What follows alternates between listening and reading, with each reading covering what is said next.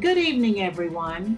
I am Samantha Delaney, General Counsel to the International Alliance of Theatrical Stage Employees.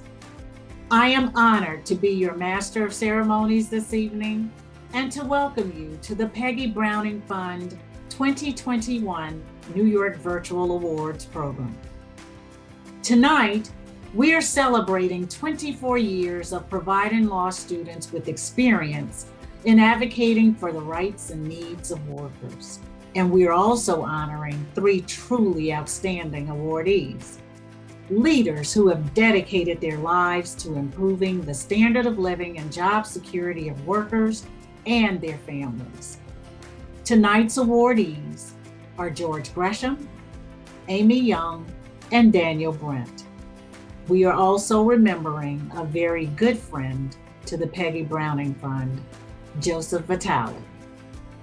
Along with our awardees, we would like to thank the members of tonight's host committee for their success in raising funds during a pandemic to help support the Peggy Browning Fund's important programs.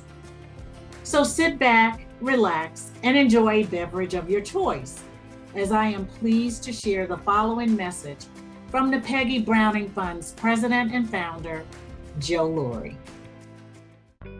My name is Joe Laurie. I'm president of the Peggy Browning Fund. I'm also founder of the Peggy Browning Fund. Peggy was my wife, and this fund was founded as a legacy to her. She was a very big believer in workplace justice, the labor movement, unions. I think she's certainly a person who cared for people. She was a union-side labor lawyer, and she was the first union-side labor lawyer appointed to the National Labor Relations Board. And she was passionate about the labor movement and believed in unionism throughout the country. And she was a progressive person, and she put her words in actions. Unfortunately, about a year after she got appointed on the board, she developed breast cancer. And throughout the whole cancer, she never missed a day.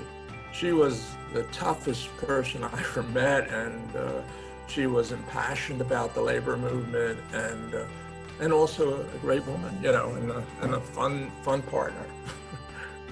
After she passed away, I decided to honor her by establishing the Peggy Browning Fund and continuing her legacy. I came up with this idea to encourage law students who are progressive and interested perhaps in the labor movement to work for economic and social justice in the United States. I decided that I could do this by setting up a nonprofit, and it worked. It worked extremely well. Our summer fellowship program is the first activity we undertook when we started this organization. It has become the central part of our work. Each year, we place law students with mentor organizations in the labor movement across the country, such as unions, worker centers, union-side law firms, and nonprofit organizations. These students have the opportunity to experience what a career would be like advocating for workplace justice. This year so far, we've placed 81 law students in paid positions at 65 mentor organizations for this summer. We have found an enormous increase in applications this year, over 23% more than last year. Some of this increase, we believe, is due to the fact that we were able to offer all of our 2020 fellows paid positions in mentor organizations, and we ensured that our students could work from home and have a successful experience. The word got out, and we're very proud of that. The second program is our National Law Students Workers' Rights Conference, held over 2 days every year in October. Students participate in workshops, panel discussions, keynote addresses, and networking. On an average, we have 170 to 180 law students from all across the country. In 2020, because of the virus, we live streamed the conference virtually over 3 days.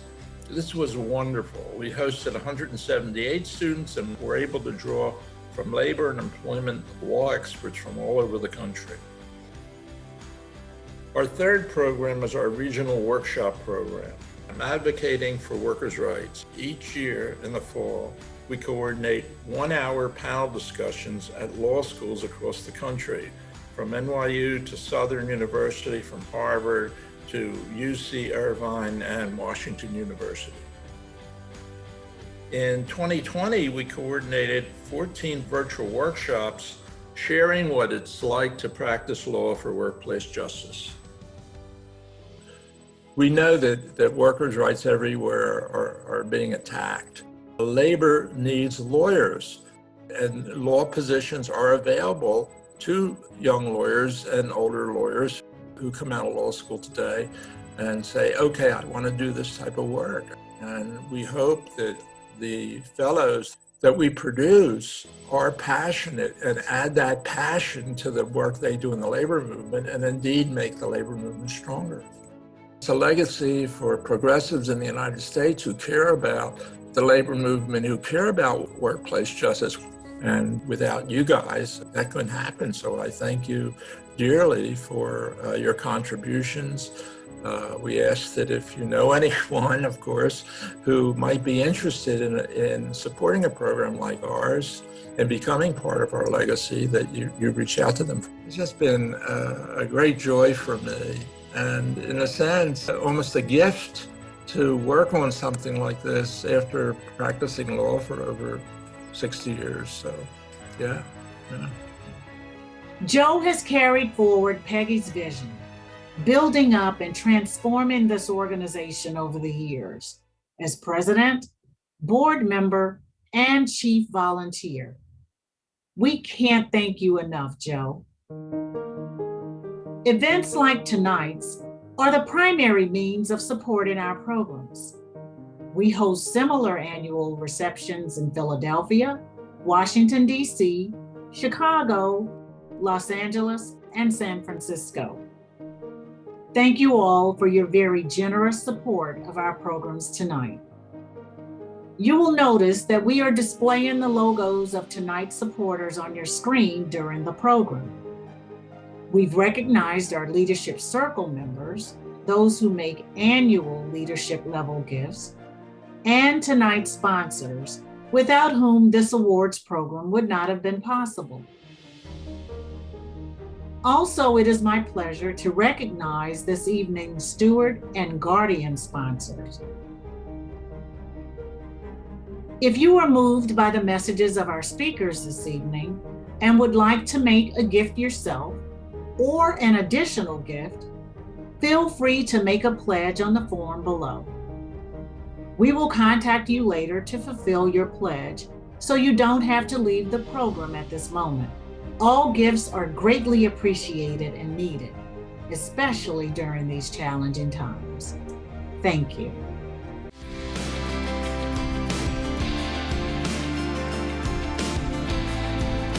Each year, we call upon one of our summer fellowship alumni to share their fellowship experience.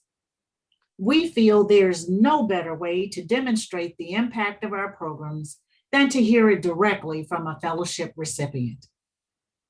Tonight, we've asked 2020 and 2021 Summer Fellow, Summer Omar, to share her thoughts on choosing a career representing workers and their families, and her experience as a Summer Fellow during a pandemic. Summer is a student at Yale Law School. She completed her first fellowship in 2020 at the New York Hotel and Motel Trades Council. Before law school, Summer worked at the Center for American Progress in Washington, D.C. during the 2016 election. She was a policy fellow for an attorney general's campaign in New York and volunteered with Unite Here Local 33, helping to facilitate a school-wide commitment writing campaign to help delay the implementation of the National Labor Relations Board's announced ruling denying graduate students the right to organize as employees. This year, Summer will be working at her second summer fellowship at New York State United Teachers. It is my pleasure to introduce to you Summer Omar. My name is Summer Omar. I'm a second year at Yale Law School. I grew up in Queens, New York. Both my parents immigrated from Egypt. They were both pharmacists and they were able to join union jobs right out of college. And I think it basically gave them a sense of security and stability from a really young age. And I think really is the reason that they were able to have a middle-class life and raise a family in a way that they wanted. I feel like I have a personal stake in this and that this is something that I want to pursue professionally. I was really excited to have the opportunity when I found out that I would be chosen as a Peggy Browning Fellow. I really wouldn't have been able to pursue this interest outside of the fellowship. The vast majority of programs or even just individual positions were unpaid.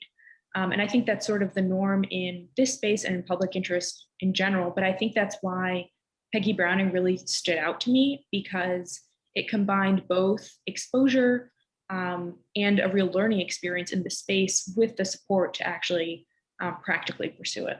I was really just grateful that I had that chance. Over the summer, I was a fellow with the Hotel Trades Council in New York. And I learned a lot about not just how a labor union works from the inside, but why labor unions are so essential, especially during a difficult moment like the pandemic. You had workers who are mostly people of color being asked to go back to work at a time when there really was a lot of uncertainty around this new virus that posed serious health risks, not only to workers, but to their families that they would have to go home to. A lot of my responsibilities that summer were around trying to understand these new legal issues that were coming up and to figure out how to apply these principles in a way that was most protective of workers. So my entire internship was remote, but I think something that surprised me was that I didn't feel like I missed out on any part of the program in general. My supervisor still took the time to show me the kind of work that they did, let me sit in on meetings that the union held internally. The other part of it is, I think it actually sort of made it very convenient to go to all the different types of programs that the Peggy Browning Fellowship offers over the summer, because everyone could sort of log in virtually. So I do feel like I still really benefited from the program this summer. I've been fortunate enough to be a Peggy Browning Fellow for the second summer in a row now, and I'll be working with the New York Teachers Union. And I really think it's hard to overstate how much that first summer shifted how I was thinking about my career. It not only made me feel more certain that this is the type of work that I wanted to do, but I feel like I have a good substantive foundation to actually contribute to the workers' rights movement, not just for this summer, but for my post-law school career as well. I'd really like to thank the Peggy Browning Fund, not only for helping me find my footing that first summer, but also giving me the opportunity to really pursue a career in workers' rights. I think one of the big advantages of the program is that it doesn't just help you build up essential skills as a lawyer, but you do become part of the community. So you get paired with mentors who are so generous and supportive and want to pass on what they've learned. And you're joined by like-minded peers in each class. So I really am grateful for those experiences and to be part of this community going forward. Thank you, Summer. You truly represent the future of labor advocacy that we are all here to support this evening. At this point in the program, we would usually encourage you to meet our wonderful fellows and alumni representatives of the Peggy Browning Fund who are in the room. Since we are not together in person, I'll suggest that you visit the Peggy Browning Fund's website at www.peggybrowningfund.org and click on the 2020 Fellows brochure to see for yourself why our mentors and many labor organizations that are hiring have come to prefer a Peggy Browning alumnus. Last December, during the pandemic, the labor community lost a dedicated labor attorney, and the Peggy Browning Fund lost a very good friend. We were all saddened to hear the news. Joseph J. Vitale was a partner at Cohn, Weiss, and Simon in New York since 1999, having joined the firm 10 years before. He represented public and private sector labor unions in all aspects of litigation. Joe gained a reputation as a fierce union advocate, a gifted litigator and strategist, representing a number of union and fund clients. In recent years, much of Joe's work occurred behind the scenes as chair of the firm's management committee. A graduate of Haverford College, Joe worked his college summers at Greyhound Lines as a member of ATU's Local 1202. He graduated cum laude from Fordham Law School. The Peggy Browning Award is presented annually to social justice champions who have distinguished themselves with passion and dedication to the rights and needs of workers and their families. This memorial award is presented to Joseph J. Vitale, distinguished lawyer, champion of workers' rights, stalwart advocate for the next generation of union lawyers. It is my honor to present this Peggy Browning Memorial Award to Joe's wife, Soo-Kyung Vitale. Thank you so much for this award. It's a great honor, and Joe would be really happy to share this moment with his friends, colleagues, and allies in the labor movement. He passed away unexpectedly on December 18 last year. He was only 57. He left us way too soon, and we are all heartbroken over this untimely loss. Joe was very committed to the labor movement, social justice, and workers' rights. He was a union-side labor attorney for over 31 years, and he spent his entire legal career in advancing the rights of the workers.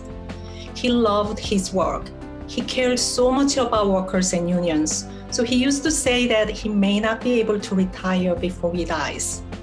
Well, that's what actually happened. He worked until the last day of his life. A couple of hours before he died unexpectedly, he filed an appeal to defend the rights of the nurses and hospital workers who are fighting at the forefront of the fight against COVID-19 during the pandemic. In 1981, when he was 18 years old, he joined the labor union for the first time in his life while he was working at Greyhound Lines during the first summer of his college years. He cherished this experience of working with other union members so much that he was still carrying his union card in his wallet every day.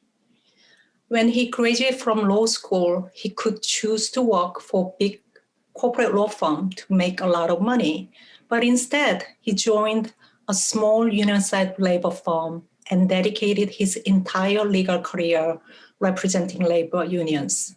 In 2019, he successfully defended the First Amendment right of unions to inflate Scabby the Rat on public sidewalks to protest and shame exploitive employers. He was so proud of the victory so that he decided to commemorate the victory with a new tattoo. So he got a tattoo of Scabby the Rat. Another accomplishment was last year, 2020, he was named a super lawyer for employment and labor law on the 2020 New York Metro annual list of super lawyers magazine.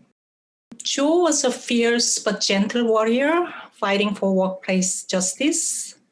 He showed that you can be a good person with a good heart and fierce advocate at the same time. He loved to laugh and he had a great sense of humor. He believed roses were just as important as bread. He cared about, Peggy Browning Fund. He was a big supporter. I think he was a regular for every year. Joe was proud to be part of this great community of people dedicated to the labor movement.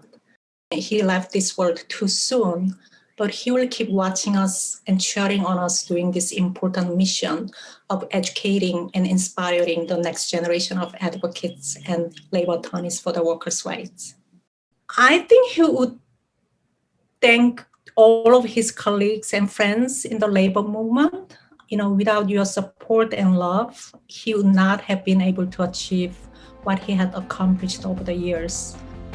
I'd also like to thank his mother, Eugenie, and his sisters, Elizabeth, Jennifer, and Susan, for all the love and great memories they shared with Joe.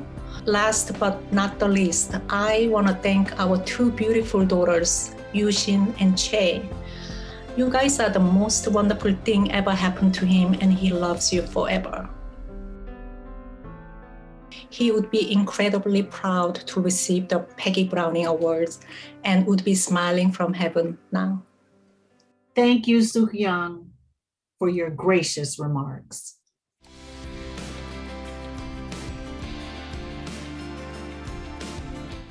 Our next awardee is an impartial arbitrator who has resolved more than 4,000 arbitration cases in public and private sector disputes, addressing a wide range of disciplinary, contractual, and legal issues.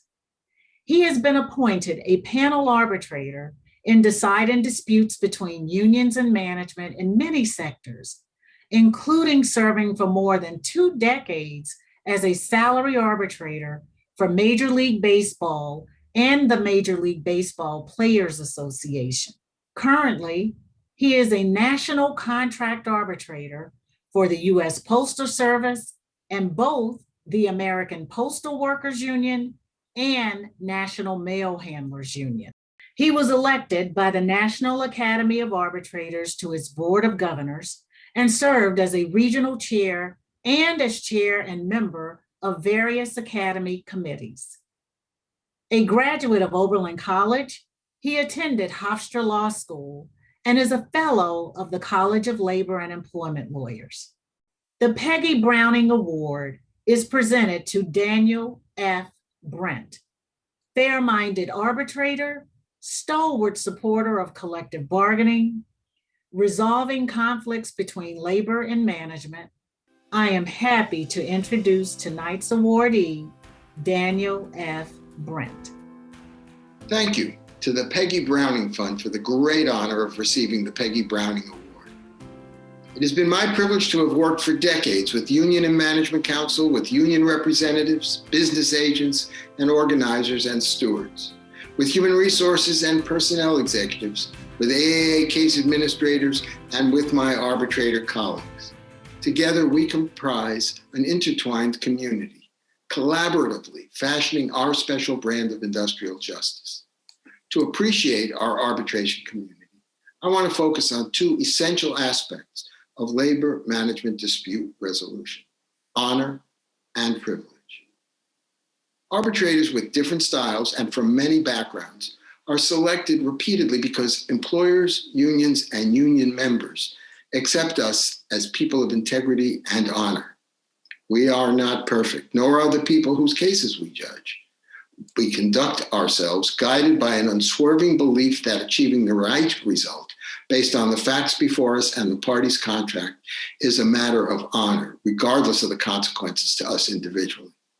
We deal forthrightly with advocates who trust our perception, judgment, and discretion. Most of us do so humbly because we value the men and women whose work life is entrusted to our care and because of the importance of this trust. As referees between an employer and its employees, we arbitrators are expected to understand the context of the party's dispute, to redress overreaching by either side, and to provide just decisions by correctly applying the party's bargain in a manner that preserves the dignity of all. In both collaborative and contentious bargaining relationships, the continuing success of the arbitration process is a testament to the community of professionals who participate in the process. It is my privilege to serve within this community. Access to binding arbitration is a privilege that only union employees enjoy.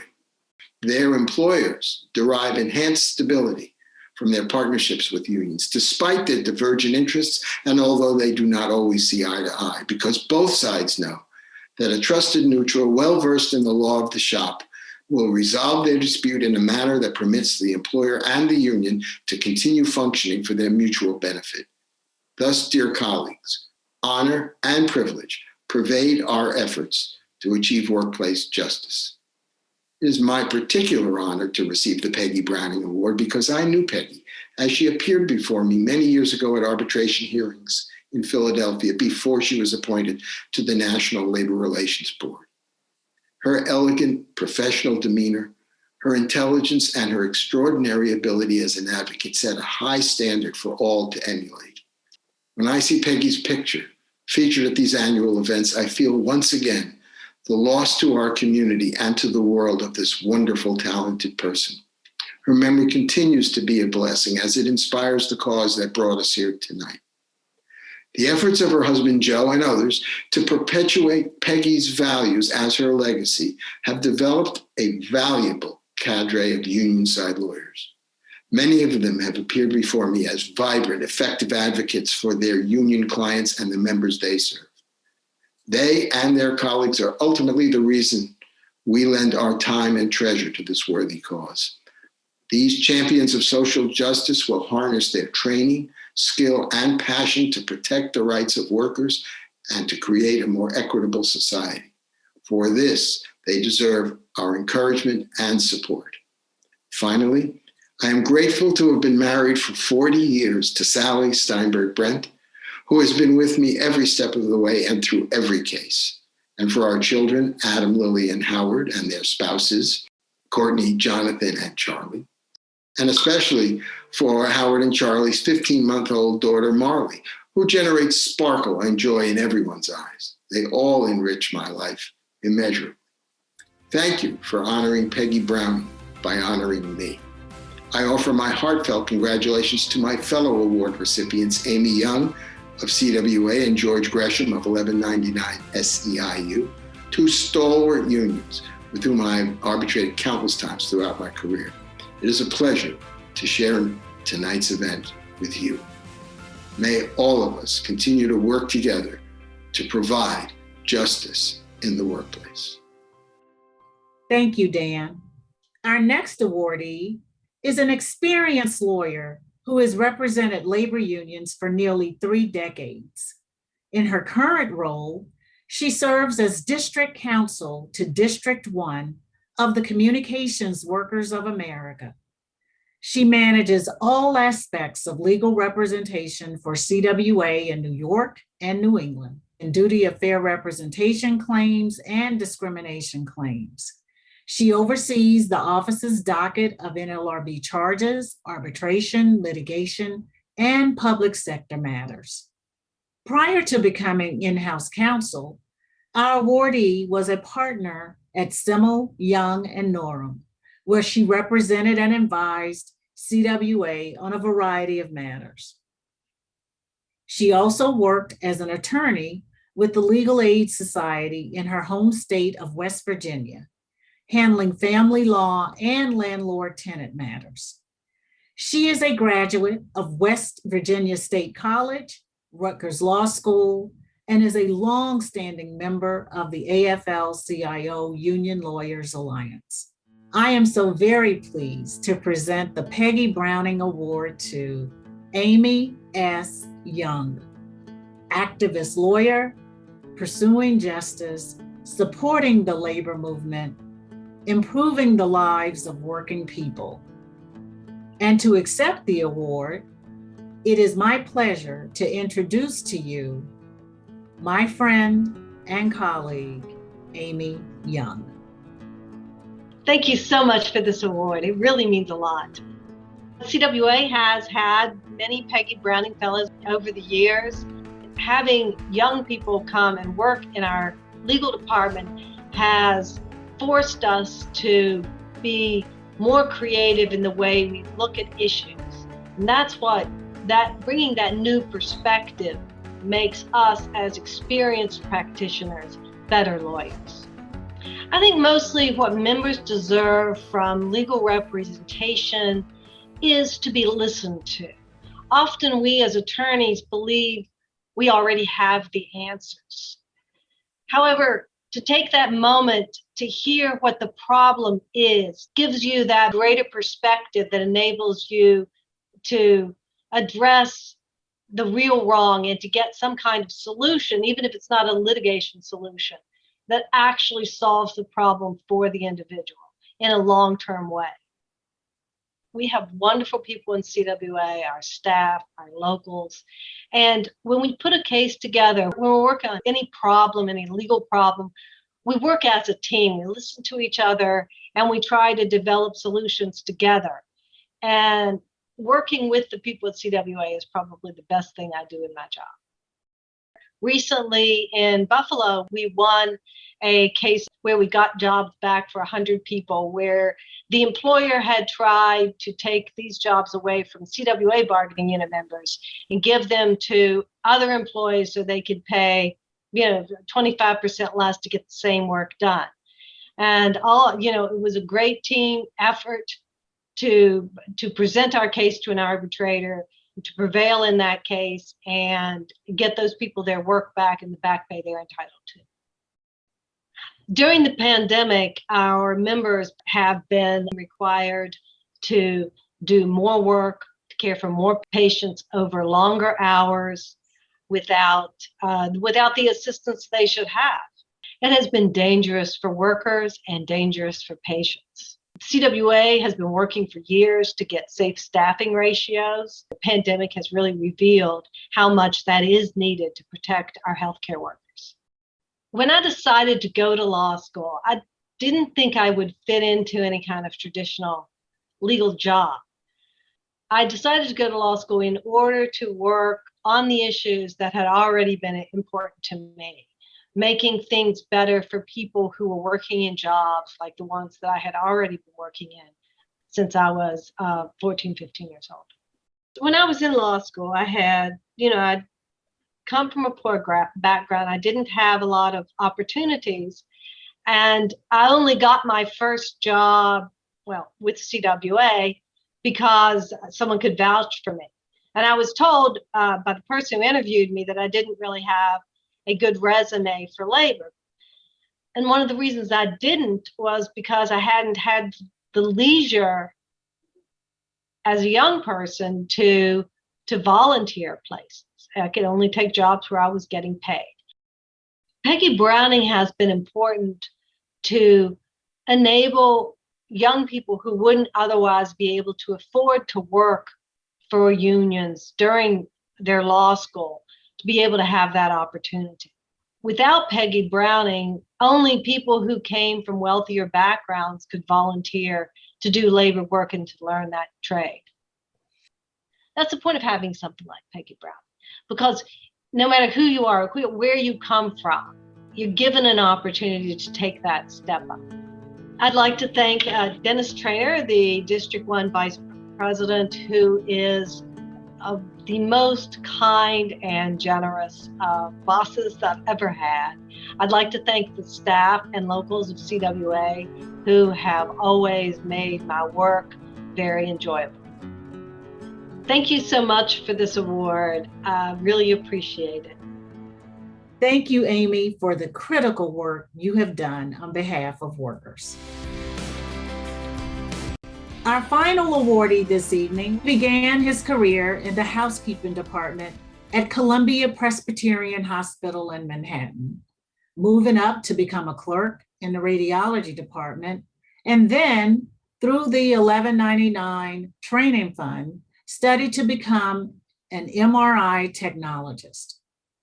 Over 4 decades, he has held nearly every position at the union and was elected president in 2007. His leadership has secured the highest standards for healthcare workers in the nation. He has also led the union's growth to more than 400,000 members throughout Massachusetts, New York, New Jersey, Maryland, Washington, D.C., and Florida.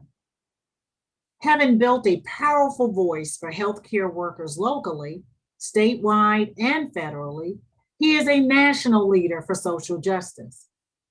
Our awardee sits on the boards of the NAACP, the Children's Defense Fund, the A. Philip Randolph Institute, the Coalition of Black Trade Unionists, SEIU, with more than 2 million members, and various other organizations. It is my pleasure to present the Peggy Browning Award to George K. Gresham, union activist, inspirational labor leader, supporting the labor movement, improving the lives of working people. It is my great honor to present this award to our final awardee this evening, George Gresham. I would like to thank the Peggy Browning Fund for this very prestigious award and the wonderful work that you continue to do to both mentor and create the ability for working people in this country to have legal representation when oftentimes the odds are stacked so much against them. It's an organization like the Peggy Browning Fund that makes it possible for organizations like mine to hire the best of minds and give working people a real chance at justice. We depend tremendously on our legal department to help us. We provide the strength, the membership, and the political awareness. But if we did not have astute legal minds to go against the many barriers that get thrown against us, workers wouldn't have a chance. Our union has had Peggy Brown interns, as a matter of fact. It seems to me every time we have a Peggy Brown intern in our organization, they come with that perspective that they can do meaningful work, that their services matter.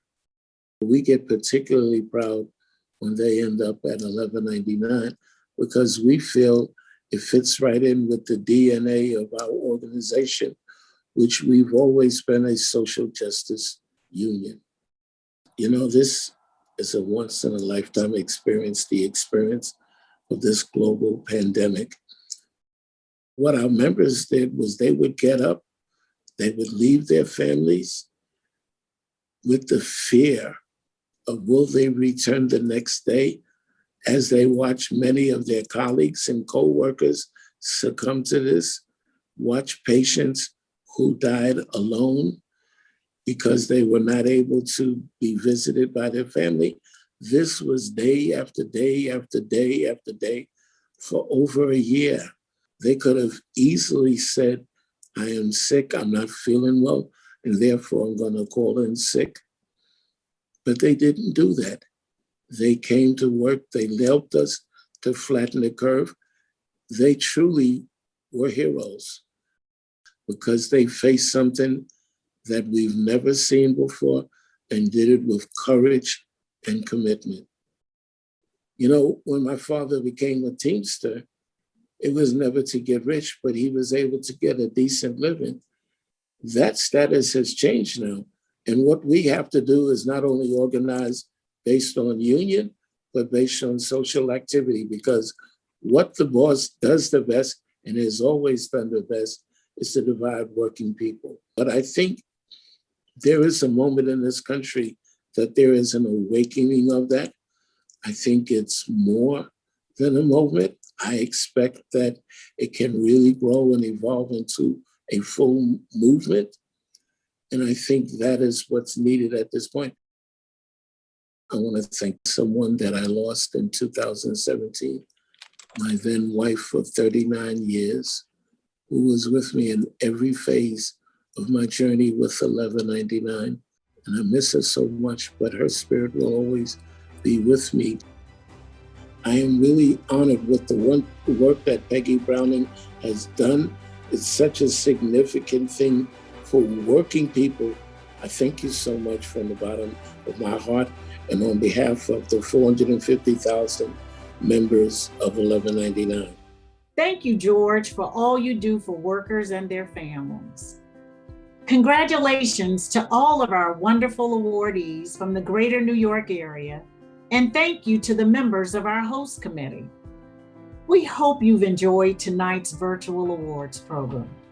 It has been a pleasure to serve as your master of ceremony and to celebrate with so many friends and colleagues. Once again, if you are moved by the messages of our speakers this evening and would like to make a personal gift, or an additional gift to support students who are considering a career in the labor movement, please complete the form below. And thanks again to everyone for being here tonight and supporting the Peggy Browning Fund. Here's to all of you. Enjoy the rest of your evening. Stay safe, be well, and good night.